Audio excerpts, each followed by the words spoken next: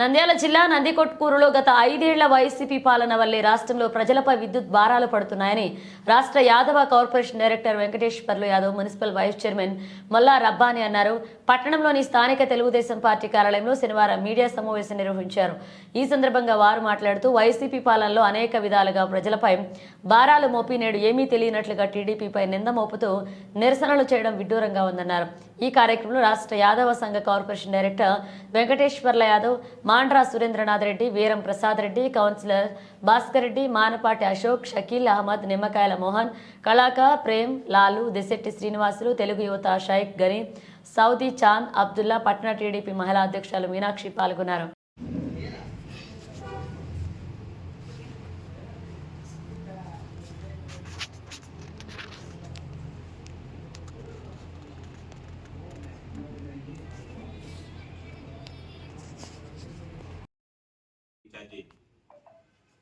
మాండ్రా స్వాటన ఆదేశాల మేరకు, అలాగే మా ఎమ్మెల్యే గీతా జయసూర్య గారి ఆదేశాల మేరకు ఈరోజు ఈ యొక్క పత్రికా ఎలక్ట్రానిక్ మీడియా వారికి, అలాగే ప్రింట్ మీడియా వారికి ఈ యొక్క కార్యక్రమానికి వచ్చినటువంటి మన మాజీ ఎంపీ ప్రసాద్ రెడ్డి గారికి, అలాగే సీనియర్ నాయకులు అల్లూరు మాండ్రా సురేంద్ర రెడ్డి గారికి, మన జుబాట్ బంగళ మండల కన్వీనర్ వెంకటేశ్వర్లు గారికి, టౌన్ మండల కన్వీనర్ భాస్కర్ రెడ్డి గారికి, మరియు షకీల్ అహ్మద్ గారికి, ఇక్కడ వచ్చినటువంటి అందరికీ నా యొక్క హృదయపూర్వక నమస్కారం.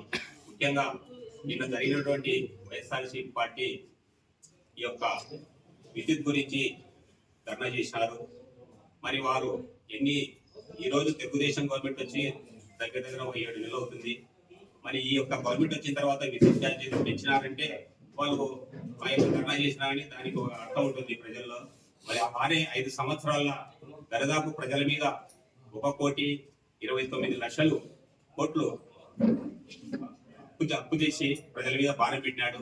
మరి అలాగే 5 సంవత్సరాల్లో కూడా విద్యుత్ ఛార్జీలలో 10 సార్లు పెంచి ప్రజల మీద ఎంతో విద్యుత్ యొక్క బిల్లు ఎక్కువడానికి కారణమైనటువంటి వ్యక్తి జగన్మోహన్ రెడ్డి. మరి ఆ రోజు ఇవన్నీ చేసినటువంటి వ్యక్తి మరి ఈ రోజు ధర్నా చేస్తున్నాడంటే మరి ఆయన ముఖ్యమంత్రిగా ఎలా పరిపాలన చేశారని ఒకసారి ప్రజలు కూడా అర్థం చేసుకుంటున్నారు.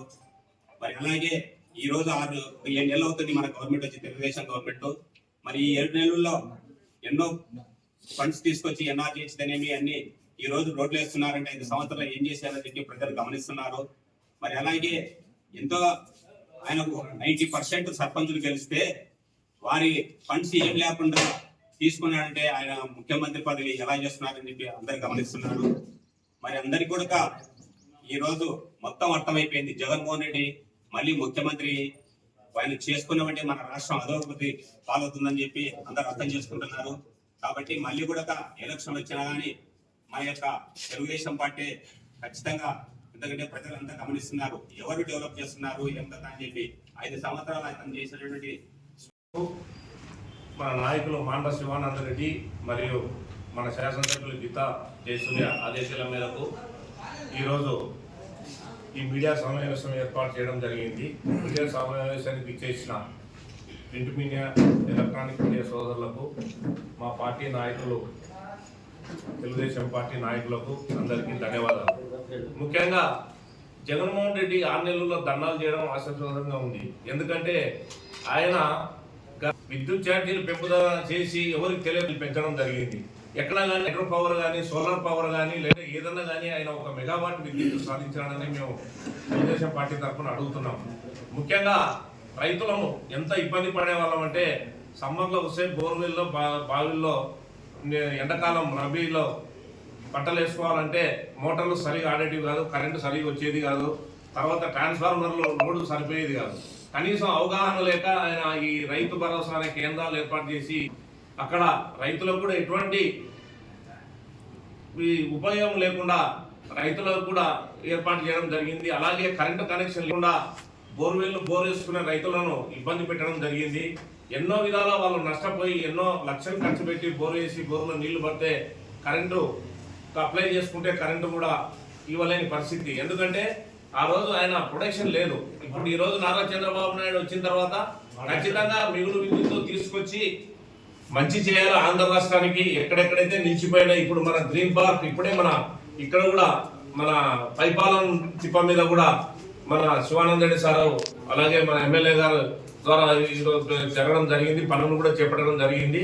ఎందుకంటే విద్యుత్ లేనిది ఏ మనుగడ సాగదు, జీవనాధారం కూడా మనం ఏ పని చేయాలన్నా ఈరోజు మెకనైజ్డ్, అన్ని మెకనైజ్డ్ అయినాయి.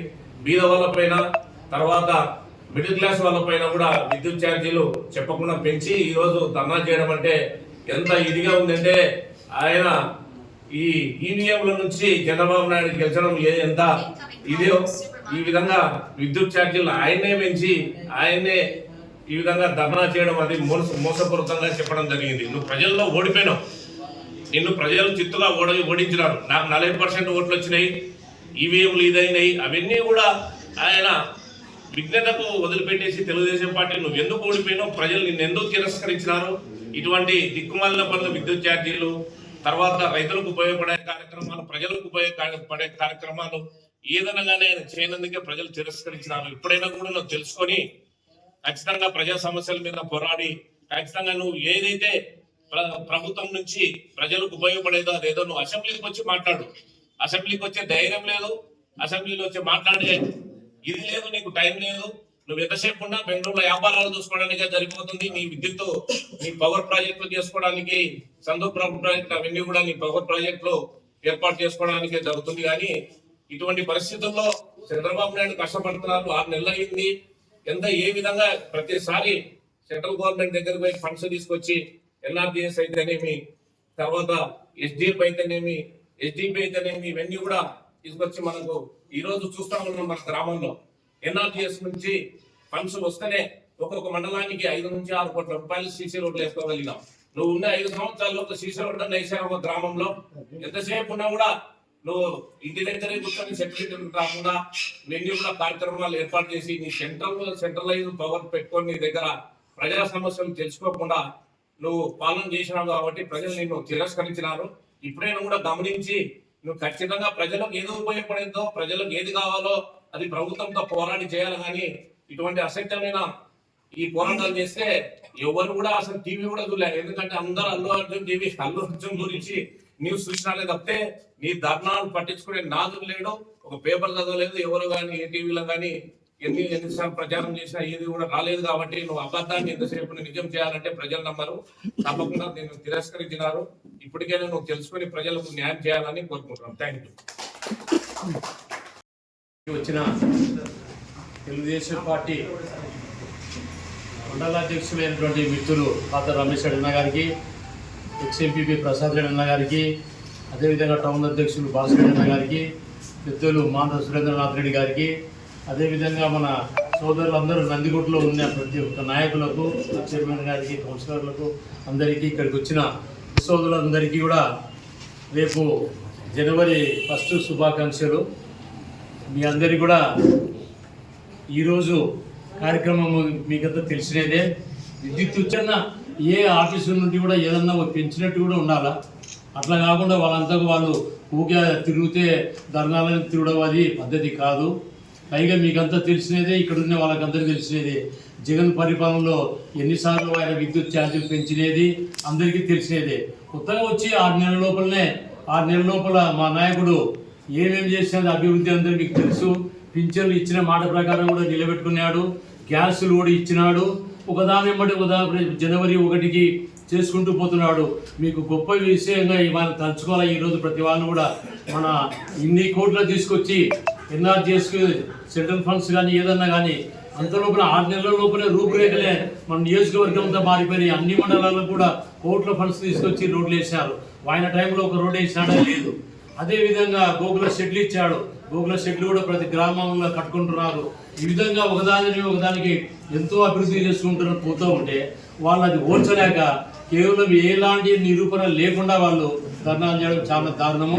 కాబట్టి అట్లాంటి వాళ్ళు మానుకోవాలా. ఊగే ఏదో ప్రజల్లో నిజంగా ప్రజల్లో ఏదన్నా ఉంటే ఒకరికన్నా పెంచినట్టు కూడా ఒకటి రావాలా. ఏదన్నా ఒక ఆఫీసు నుండో ఒక రైతు కట్టినట్టు ఏదన్నా రావాలా. కాబట్టి పచ్చి అబద్ధం వాటి మానుకోవాలని చెప్పి జరగబోయే కూడా వాళ్ళు సహకరించాలని చెప్తూ ఈ అవకాశం ఇచ్చినందుకు మీ అందరికీ ధన్యవాదాలు.